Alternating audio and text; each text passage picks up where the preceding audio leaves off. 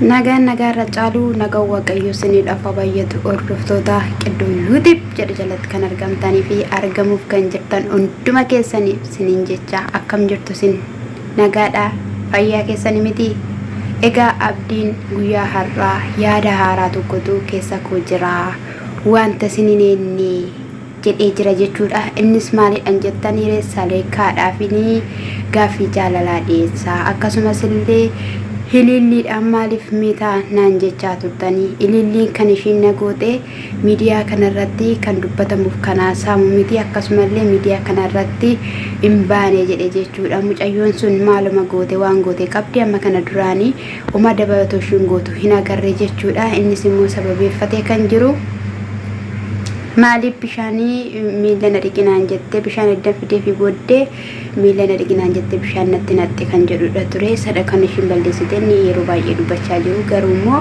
yaada kaase jechuudha sana booddee gaa'eessalii kan jechuudha buna qoqopheessitee buna danfisuudhaaf jette jechuudha bunni eessatti danfifama mooyyii mana hililliin itti galtu keessatti jechuudha leelliif abdiin keessa bulan keessattidhaayi achi gadi baatee annammoo ante bitachuu dhatte jedhee dhuftee gaafa dhuftuu anisiin dhaqu ture maaliif dhattee dheeni rakkoo tokko illee hin qabu anisii ergachuun barbaanne jetteen jechuudha hordoftoota achi booda ani dhugaan siin jedhee hililliin eessa jirteennan hililliin ani nagarree jetteen jechuudha wish jetteen jechuudha achi booddee nan dogoggore madaamin deebitee galteetti qalbiin haasa'uun hin jiru achi booda egaayii ishiin dhuftee inni immoo ani kan siin jedhu yaadan sii qabaa yaadnan sii qabu immoo siin jaaladha jennaan nyattu seetaniire abadan hin ta'ani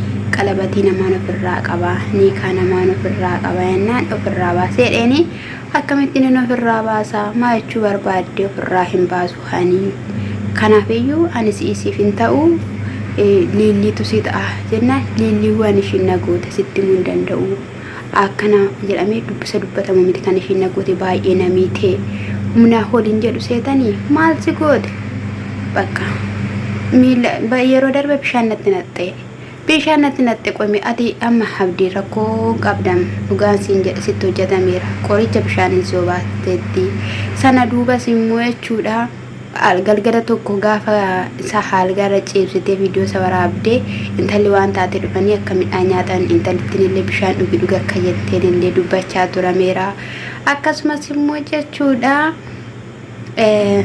qorichi kennamee fi haalgaarra akka dhaqee shifaan akka nama ciise goote viidiyoo waraabde beekamaa hin barbaaddi misubdi malee waan ishiin jette garuu dhageessaniitu akka nama kaameeraa arge garuu kaameeraan agarre inni dhosseet ishii kaa'e jechuudha kaameeraa ishiin garuu abadan hin ta'u liillii faana walitti sin deebisaa in araaramtu akkasumas immoo ati yeroo darbe keessa liilliidhaan ala jiraachuu hin danda'u lubbuun koshiidha nabseen koshiidhaan jenneedha ishii faanan si araarsaa kan immoo kana hojjate immoo anatu balleesse jennaan ati balleessaa tokkollee hin qabdu amala qabeettiidha gara laafettiidha namaa toltaa ati yakka tokko yoo qabdu la yakka nan qabana balleesse waan hin balleesse moo isinitti himee jira jettee jechuudha amma saliikaan yoo dhuguma nan jaalatiini lakki ililliin jaaladhu jetteetti ta'ee isatti goote sana irraa hiikuun dirqamadha afaaniin qofa haasa'uu miti afaaniin haasofte malee ishiin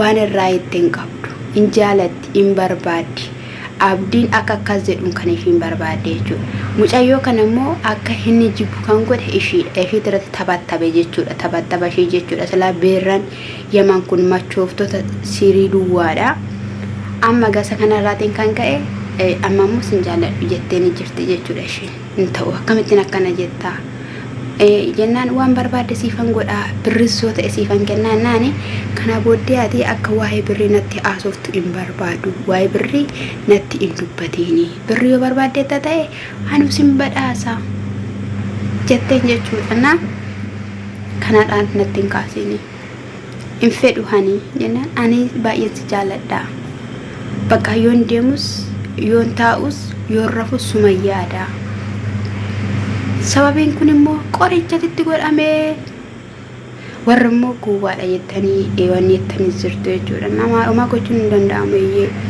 itti godhamee hojjetame hafuura jaalalaa manfasii na sakana egaa isheen diddee jirti inta ujettee jirti dhugaa dubbachuudhaaf jechuudha akkamitti ani qoy qulfiyoo wal harka fuudhanii ishii manicha sana keessa akka barbaadetti deemtee naaf gaaffiidha jechuudha. Liillis immoo nama tuquun barbaadu. Liilli nama gaariidha, nama qajeeltuudha. Liilliidhaan hin miidhinii. Ani liilliin araaramneerraa. Akkuma ati liilli jibbite anis si jibbeera. Anis sin jaaladhu, sin barbaadu. Amma eenyutu barbaadaa jiraane namittiin abdii hin barbaaddu, abdiitu ishii barbaadaa jira jechuudha. Tokko gaaffiin koo cimaan immoo magartuun eessa jirti? Magartuun eessa jirti? Eessa jirti? Maa badde miidiyaarra? Maalumatu hojjetamaa jira? Maaltu godhamaa jira jettanii yaaddaniittu sin maalum hojjechaa jiru? Akkasumas immoo mucaan kun kan akkattiidhaan intala kana jibbeef maaliif? Yoo dhuguma akkan ishii jaalatu barbaadde, yoo dhuguma lakkanii fedhii kee hin qabu jette isatti gootee irraa sin jenna kan si gaafannu jechuudha. Inni biraa immoo asitti naasofnu kottu kutaa garasi deemne taasofna jechaa ture abdiin jechuudha. Sababni isaayyuu kaameraan akka kaame akka isheen argineef natti fakkaate icciitii haasa'uudhaaf. Qalabatis sittan kaayyadhamuun kana jedhe yoo isheen tole jette ittiin kaayyadhaa jedhee dubbatee ture. Ishiin garuu ishiin jenne meerre qalabatiin kee ofirraa baasi gaafa jedhu qalabatiin mana jira yoo barbaadde fidee sitti iyyuu nan agarsiisa jette. Gidduu kanatti immoo asitti naasofnu mana garasitti nan kutaa ceesicha kootii ani eenyuyyuu hin galchuu abbaa manaa koo yoo ta'e malee jetteen.